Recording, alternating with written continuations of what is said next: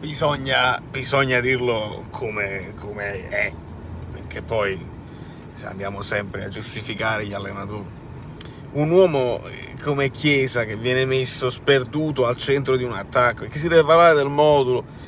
Tu puoi partire a 3 camuffato a 4, perché lo sappiamo il modulo è così, però ci metti Chiesa di Maria praticamente isolati, poi lo vuoi considerare 4-3, ci hai messo Kostic a fianco, e Kostic a cosa serve là? Serve per i cross, fai cross per Chiesa, poverino, frustratissimo, gente incredibile.